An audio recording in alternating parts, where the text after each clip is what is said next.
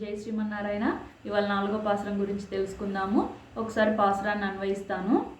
ఆజిమజై కన్నా ఒండ్రు నీ కైకరవేల్ ఆజియుల్ పుక్కు ముకుందు కోడార్తేరి ఊజి முதல்வன் உறவம்போல் மெய் கருத்து பாஜியந்தோளுடை பற்பநாபன் கையில் ஆஜி போல் மின்னி வலம்புரி போல் நின்ற திறந்து தாஜாதே சேரங்க முதைத்த செரமஜை போல் வாஜி உலகினில் பெய்திடாய் நாங்குலம் మార్గజి నీరాడ మకజిందేలో రెంబావాయ్.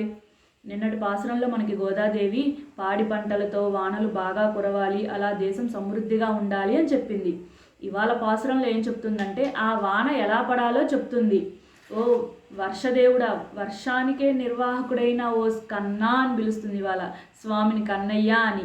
వర్షాన్ని ఇచ్చేది ఇంద్రదేవుడే, కానీ ఆ ఇంద్రదేవుడిలో కూడా నిమిత్తమై శ్రీమన్నారాయణుడే ఉంటాడు. అందుకని ఆ వర్షానికి నిర్వాహకుడైన ఓ కన్నా ఎలా పడాలో వర్షం చెప్తుందండి.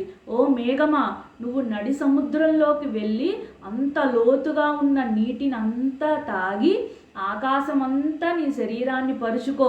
ఎలా పరుచుకుంటావు? కన్నయ్య ఏ రూపంలో ఉంటాడు? నల్లనయ్య రూపంలో ఉంటాడు. అంత నల్లగా నువ్వు మారిపోవాలి ఓ మేఘమా. అలా మారిపోయి ఎలా మెరవాలో చెప్తుందండి. ఆ మేఘానికి ఎలా మెరుస్తావు? ఆ పద్మనాభుని యొక్క చేతిలో చక్రం ఎలా ఉంటుందో ఆ చక్రం, సుదర్శన చక్రం ఉంటుంది కదండి, ఆ సుదర్శన చక్రం వలె నువ్వు మెరవాలి. ఎలా గర్జించాలి? ఆ శంఖాన్ని పూరిస్తే ఎలా గర్జిస్తావో అంత మోత అంత గర్జించాలి నువ్వు. అలా మెరవాలి, ఇలా గర్జించాలి అని చెప్పి ఎలా కురవాలో చెప్తుంది. రాముడు బాణాలు వేసినప్పుడు యుద్ధంలో ఎదురుగుండా ఉన్న వాళ్ళకి ఒక బాణమే వేస్తాడండి రాముడు, అయినా వాళ్ళకి 2, 3, 4 అలా రకరకాలుగా కనిపిస్తూ ఉంటుంది. అలా ఎలా అయితే బాణాలను వేశాడో ఆ రామచంద్రమూర్తి, అలా వాన కూడా నువ్వు అలా కురవాలి అని చెప్తుంది. అంటే ఇప్పుడు ఒక చాట కురిసి ఒక చాట కురవకుండా ఉండబాకు. ఎడారిలో ఉపయోగం లేదని కురవకుండా అలా ఉండద్దు.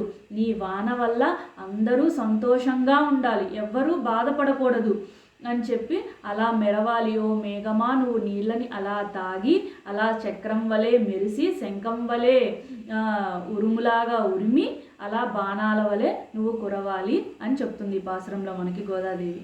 జై శ్రీమన్నారాయణ.